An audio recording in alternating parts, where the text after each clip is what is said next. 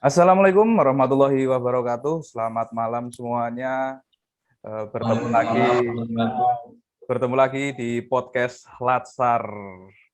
Perkenalkan kami dari Angkatan 30 Kelompok 2. Saya Ideta Eka Saputra dan kedua rekan saya yang bernama David Wisnumurti dan Dwiken Aulia Sugesti. Oke, pada malam hari ini kita akan berpodcast ria membahas film dari Laskar Pelangi dan Cahaya dari Timur. Oke, mungkin langsung saja ya ini untuk review dari film Laskar Pelangi. Mungkin Mas Dwiken bisa sedikit menjelaskan apa sih yang udah Mas Dwiken tonton, terus reviewnya dari Mas Dwiken tentang film Laskar Pelangi dalam keanekaragaman di Indonesia ini. Monggo Mas Dwiken. Baik, terima kasih Mas Deta atas waktu dan kesempatannya. Terima kasih juga Mas David, izin mereview ya apa yang saya lihat dari film Laskar Pelangi. Di sini itu saya melihat kalau dari sekilas atau reviewnya itu bahwa film Laskar Pelangi ini menceritakan tentang anak-anak dari keluarga yang kalangan tidak mampu di Desa Belitung seperti itu.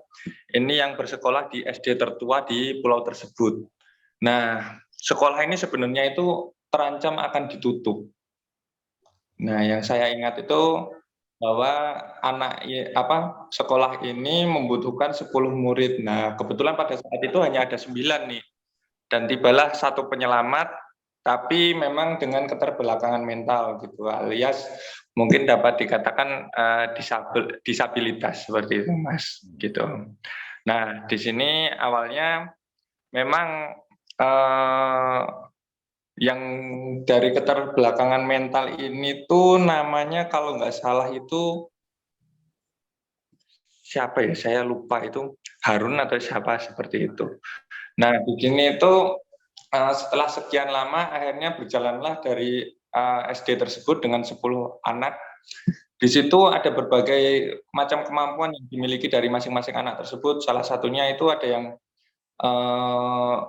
gemar bersyair, kemudian banyak kreativitasnya, kemudian juga ada yang pinter dengan matematika seperti itu. Nah, akhirnya di sini mereka menuai berbagai prestasi, salah satunya yaitu menari di salah satu ajang kreativitas menari seperti itu.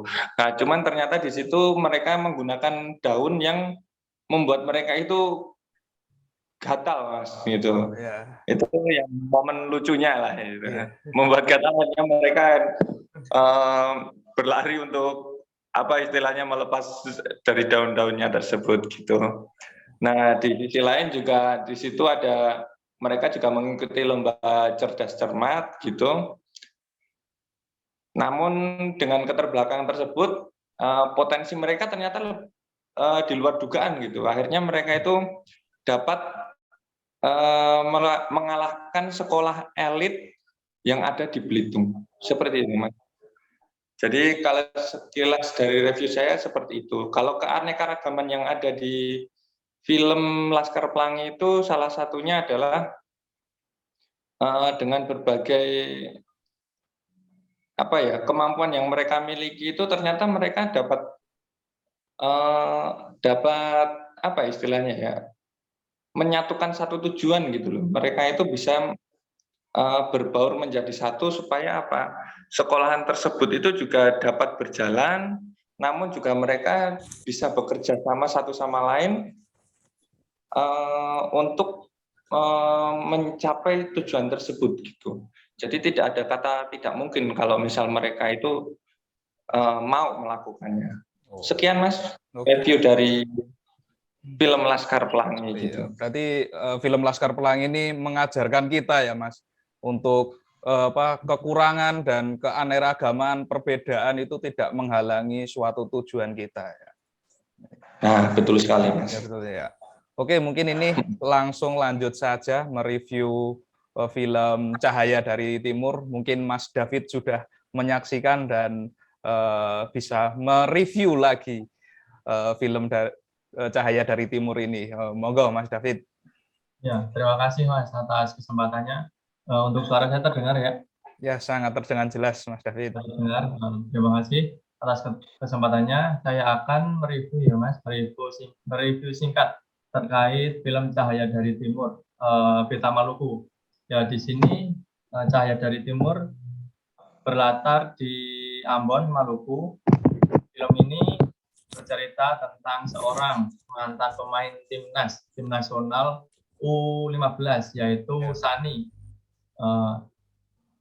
Dan ini yang diperankan oleh Chico Jericho, yang dimana Sani ini gagal menjadi pemain profesional karena tidak berhasil membawa timnas Indonesia lolos di Piala Pelajar Asia tahun 1996. Kemudian ketika terjadi konflik agama di Maluku, pada saat itu ia resah melihat anak-anak di sekitarnya terlibat konflik. Kemudian ia tergerak ya. Si Sani ini tergerak untuk melatih anak-anak tersebut yang di wilayah konflik ini, tergerak untuk melatih anak-anak tersebut untuk bermain sepak bola agar mereka itu teralihkan dari konflik yang terjadi di kalangan wilayah Ambon ini.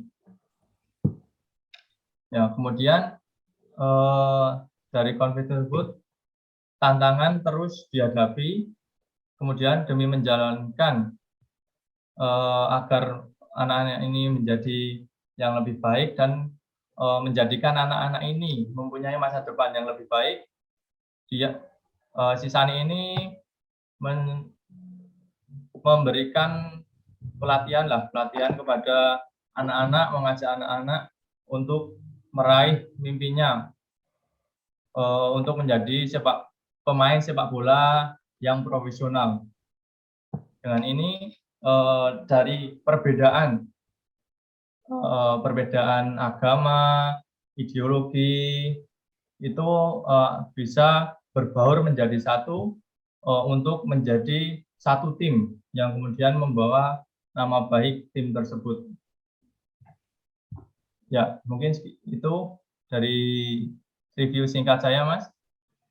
Oh ya, berarti kedua film ini memiliki sebuah kesamaan ya, yaitu keanekaragaman dan sebuah perbedaan yang dapat menyatukan kita, tetapi tidak menghalangi atau tidak menutup kita untuk mencapai tujuan yang kita inginkan. Cuma kan perbedaannya yang satu mungkin di dunia pendidikan, terus yang satunya di olahraga. Berarti hasil review kedua film ini bisa ditarik kesimpulan ya, berarti keanekaragaman itu kan bisa menimbulkan sebuah konflik sebenarnya, tetapi dengan harmoni itu konflik yang timbul itu akan dapat diatasi, yaitu tadi strategi agar bisa terciptanya kehidupan yang harmoni dalam keberagaman. Nah, salah satunya adalah dengan saling menghargai, membantu satu sama lain, dan meningkatkan kerjasama yang tidak memandang suku, ras, atau agama guna mewujudkan tujuan bersama. Oke, mungkin podcast kali ini mungkin sampai situ saja. Mungkin kita bisa bertemu di podcast Latsar selanjutnya. Wassalamualaikum warahmatullahi wabarakatuh. Ya, Waalaikumsalam warahmatullahi wabarakatuh. Terima kasih, Mas. Kita sambung lagi podcast selanjutnya ya, Mas. Oke, siap. Selamat malam, Mas Dwiken, Mas Idita. Ya, oke. Selamat malam juga Mas David dan Mas Dwiken.